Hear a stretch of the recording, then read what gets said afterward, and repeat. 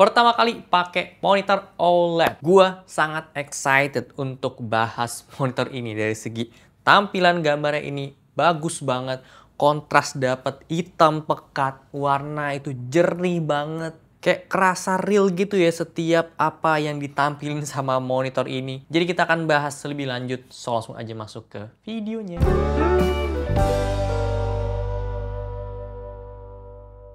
Halo semuanya, gue Okto, balik lagi di channel Tech Manis. Jadi ini adalah Acer Predator X45 OLED. Monitor ultra wide 44,5 inch, gede banget.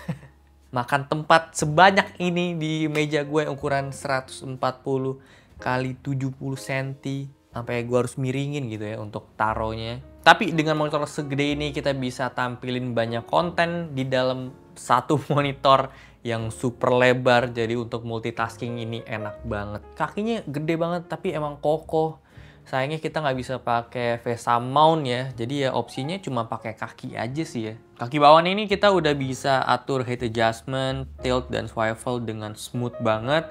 Desainnya bagus, frameless 4cc, dan untuk curve-nya ini dia di 800R. Jadi walaupun dia itu lebar, pandangan kita untuk ngelihat dari ujung kanan ke kiri itu tetap natural gitu, karena nggak terlalu flat ya kan, karena melengkung. OSD-nya pakai joystick dan ini lengkap pengaturan, nanti kita akan bahas sekalian cek warna dari preset masing-masing yang dikasih sama monitor ini juga. Untuk ports di sini ada 2 DP, 1 HDMI, 2 USB-A, 1 USB-B untuk nyalain si USB-A-nya, ada USB-C support 90 watt power delivery, plus ini juga udah bisa jadi display port. Udah ada speaker di dalamnya dan gue ngerasa ini jadi speaker monitor terbaik ya yang pernah gue cobain, karena bassnya ada dan powernya itu ada.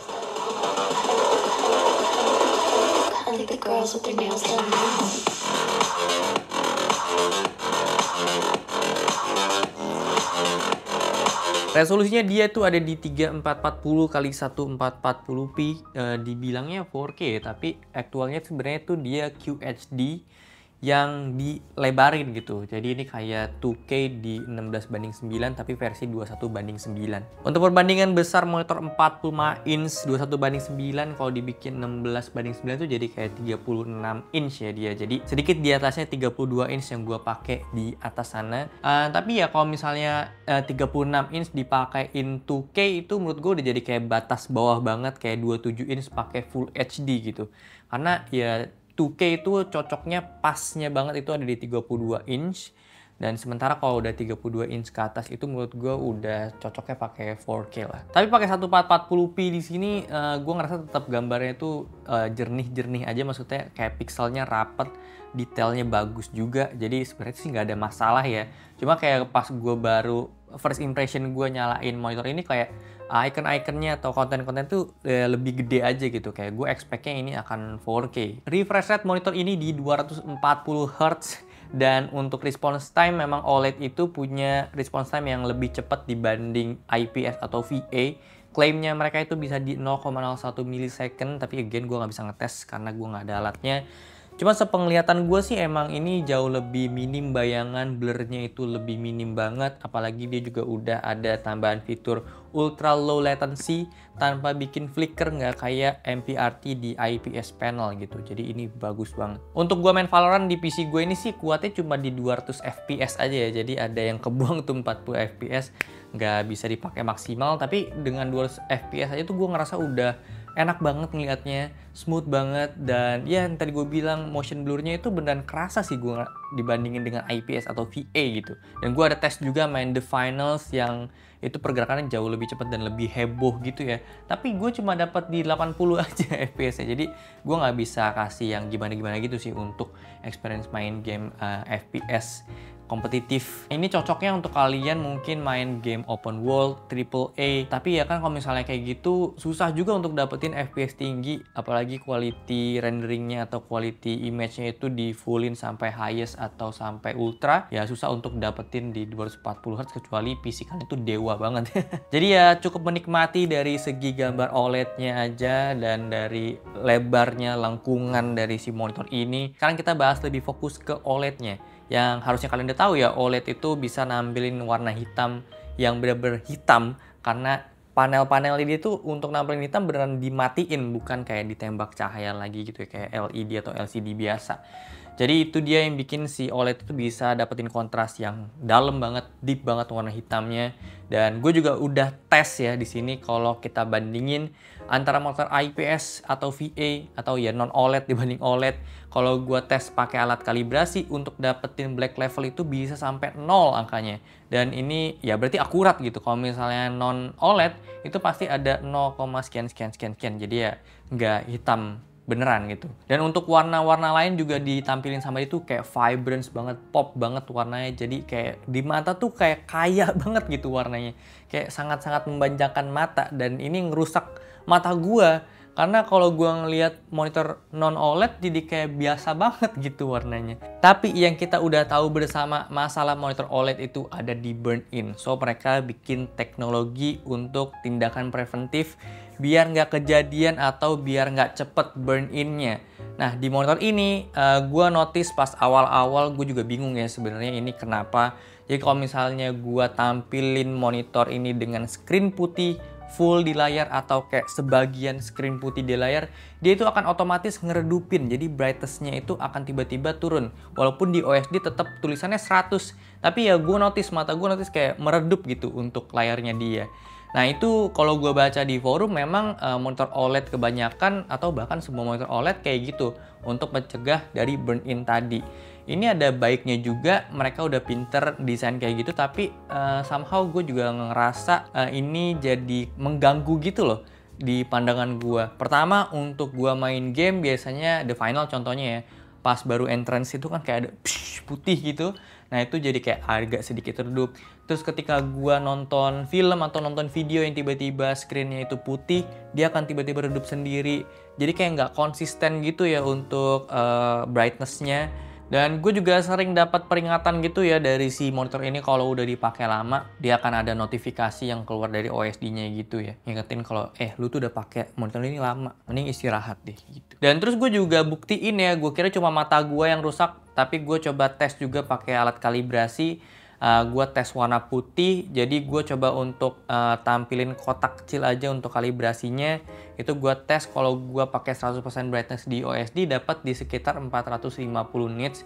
Tapi ketika gue coba buka layar setengah putih, itu turun jadi 194 nits doang. Dan kalau gue fullin, itu turun lagi jadi ke 154 nits. Jadi ya bener ya, emang ada kayak pengurangan gitu kalau misalnya kita tampilin warna putih banyak-banyak di screen-nya. Tapi selain itu gue akuin banget OLED tuh punya kualitas warna yang super bagus. Tapi apakah akurat tuh? Gue cek untuk gamut dari monitor ini, klaim mereka itu P3-nya bisa sampai di 99%.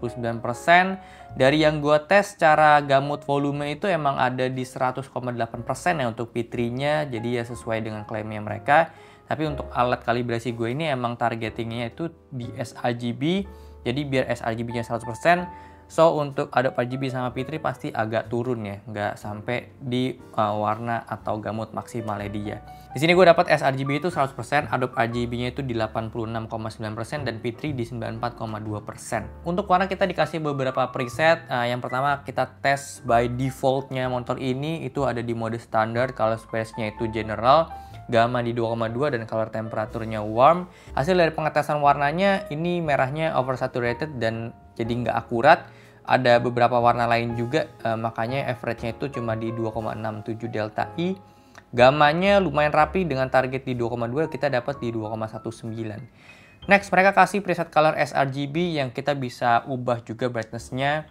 Gua ganti ke 60% ya, dan kita dapat untuk warna rata-rata jauh lebih akurat di 1,6 delta I.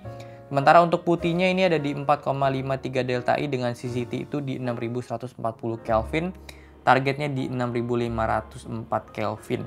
Hasilnya jauh lebih bagus ya dibanding bawaan yang pertama tadi, dan kita juga dapat brightness di 243 nits. Lanjut, mereka juga kasih kita beberapa opsi untuk color temperature-nya. Gue coba untuk di normal. Putihnya nggak lebih baik dari bawaannya ya, justru ini lebih ke biru, dapat di 6900 Kelvin untuk CCT-nya.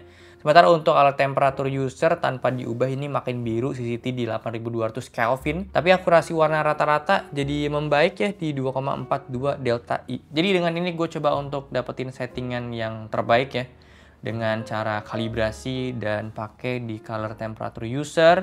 Gue ubah merahnya itu di 49%, hijaunya di 47%, dan birunya di 37%. Brightness target gue di 200 nits, jadi gue ubah ke 47% dengan kontras tetap di 50%. Gue dapat angka yang rapi banget walaupun ini bukan warna yang paling akurat secara rata-rata dibanding dengan monitor lain yang udah pernah gue bahas, tapi dia punya warna itu secara keseluruhan rapi banget. Maksimal warna yang kurang akurat itu ada di 1,57 delta I kayak warna krem ya, dan rata-ratanya dia itu di 0,65 delta I. Sementara untuk putih kita dapat di 0,4 delta I. Sayangnya gamanya ini dia agak kurang konsisten ya, target di 2,2. Tapi kalau kita lihat di brightness tingginya ini agak kabur-kaburan ya. Jadi rata-rata gamma itu dapat di 2,26. Gue udah tes juga setelah kalibrasi ini untuk mengacu ke DCI P3 dan dapetin angka yang lumayan bagus. Putihnya juga masih akurat di 0,4 delta I dengan CCT di 6500-an Kelvin, dan akurasi warna rata-rata ke DCI P3 ini ada di 0,81 delta I. Dan seperti biasa gue udah cantumin database monitor yang udah gue bikin di link yang ada di description box, untuk kalian bisa cek lebih lanjut data-data yang udah gua tes dan bisa compare juga sama monitor yang udah pernah gua bahas sebelumnya. Ya, jadi gue sangat bersyukur lah ya bisa nyobain monitor OLED sekarang ini yang harganya ini masih di 26 juta. Ya, kita tahu bukan harga yang murah ya, tapi ini beneran udah dijual gitu sama mereka. Jadi kalau misalnya kalian emang punya uang, ya boleh aja beli. Gua nggak ada komplain juga sama kalian kalau misalnya kalian beli ini. Dan ya untuk gue pribadi sih sebenarnya monitor OLED gue masih agak ragu soal burn in-nya itu sih. Pemakaian gue pribadi juga kayaknya ini agak terlalu berlebihan gitu ya. Jadi pakai IPS sebenarnya gue udah masih oke juga, masih nggak kenapa-napa, masih cukup-cukup aja. Cuma gue happy aja gitu untuk dapetin experience dari panel yang belum pernah gue cobain sebelumnya, dan beneran ternyata emang sebagus itu. Tapi ya masih ada plus minus ya dari sebuah monitor berlayar atau bertipe panel OLED ini. Jadi ya mungkin untuk beberapa orang aja sih menurut gue yang mungkin ya tadi duitnya kebanyakan.